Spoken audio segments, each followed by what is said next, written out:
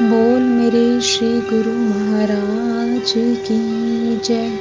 श्री परमहंस दयाल जी महाराज की जय। एक रोज इरशाद हुआ कि बोला शाह सिकंदर ने एक किताब में कुछ नुस्खे रसायन के लिख फरमाए। एक शख्स ने उनमें से हर एक नुस्खे को आजमाया, मगर रसायन तैयार ना हुआ।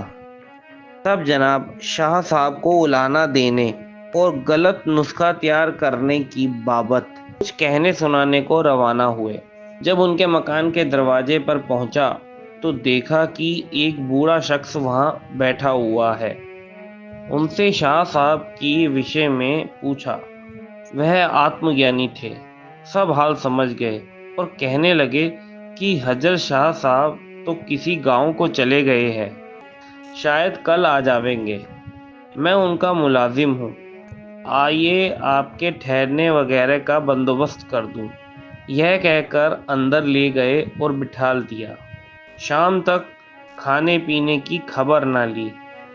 जब शाम हो गई तो उनसे कहने लगे कि मियाँ साहब, जब कभी हजरत शाह साहब बाहर तशरीफ़ ले जाते हैं तो कुछ सामान प्रति आदमी के हिसाब से तोल नाप कर मेहमानों की खातिर तवाज़ के लिए मुझे दे जाते हैं और आकर उसका हिसाब संभाल लेते हैं।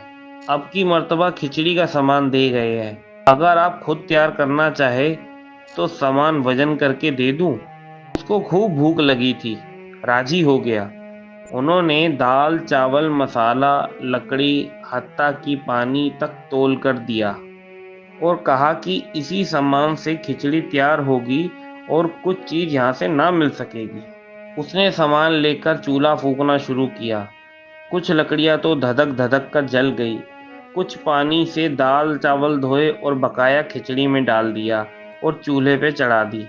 चूँकि आग बगैर अंदाजे के जलाई थी, लकड़ियाँ पहले ख़त्म हो गई, खिचड़ी तैयार ना हो सकी। कुछ देगची के पेंदे में लग गई और कुछ पानी ऊपर भर गया और ज्यों की त्यों कच्ची रह गई। अब बेचारा चूल्हा फूंक फूंक कर परेशान होकर बैठ रहा, मगर खिचड़ी तैयार ना हुई।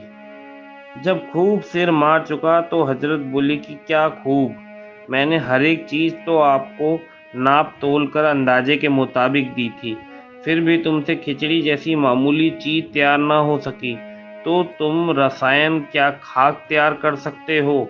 उसके तत्व तो तुमने अपने हाथ से तोले होंगे।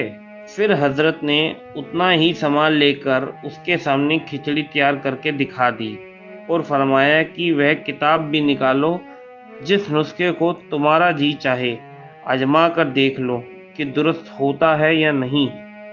उसने कई नुस्खों को तजरीबा किया तो दुरुस्त तैयार हो गए। फिर फरमाया कि अगर कोई पोथी बाँच ले तो पंडित को कौन पूछे। अगर तुम खुद रसायन किताब देखकर तैयार कर सकते हो तो हमारी क्या ज़रूरत थी। अब तुमको हमने तैयार करके दिखला दिए हैं, मगर फिर भी तुम खुद तैयार नहीं कर सकते। अगर इसके सीखने का शौक है तो कुछ रोज़ हमारे पास रहो। जब इसका गुर तुमको समझाया जाएगा, उस वक्त तुम इस लायक होंगे कि तुम खुद काम कर सकोगे। बावजूद इसके कि हर एक नुस्खा लिखित है और तरकीब भी लिखी हुई है, मगर फिर भी बगैर गुरु कृपा के जब इल्म रसायन भी नहीं आ सकता तो इल्म इलाही का घर और भी दूर है। जो शख्स किताब देखकर सीखने की कोशिश करे, उन साहबों को इस पर गौर करना चाहिए। बोलो जयकारा। बोल मेरे